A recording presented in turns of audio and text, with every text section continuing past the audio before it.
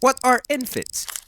Hey guys, welcome back to our channel. Today we will tell you all that you need to be aware of the infits. But before we begin with the video, make sure to smash the subscribe button and hit the notifications bell icon to never miss out on more videos.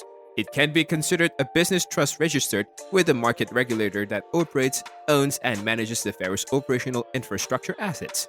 These are different revenue-generating infrastructure assets used for the long term.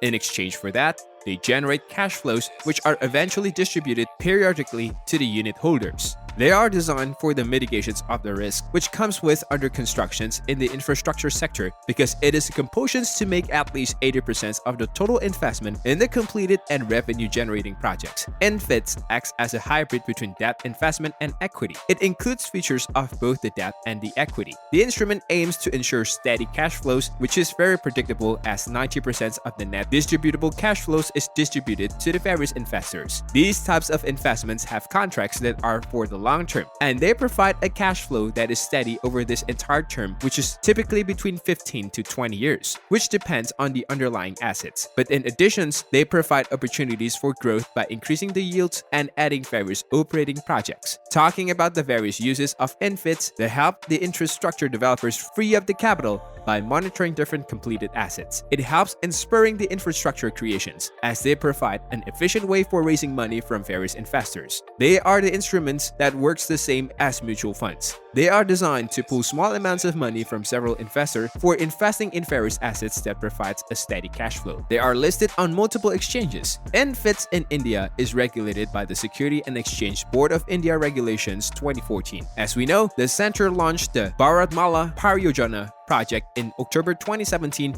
to develop 24,800 kilometers of road at an investment of rupees 535,000 crores. And therefore, to complete the task, the National Highway Authority of India needed funds. Thus, one of the most logical options was to monetize the operational and completed national highway assets and offer this attractive scheme to various private investors so that they can invest in the constructions of these national highways. The Infrastructure Investment Trust operates and owns various operational infrastructure assets like roads, pipelines, highways, power, warehouses, etc. They offer capital appreciations, which is basically long-term, and they also provide regular income via the various dividends. There are many unlisted infrastructure investment trusts as well, in which different large institutional investors participate enthusiastically. This was all about infits and how it benefits all. Subscribe to our channel for more amazing updates. If you liked the video, please press the thumbs up button.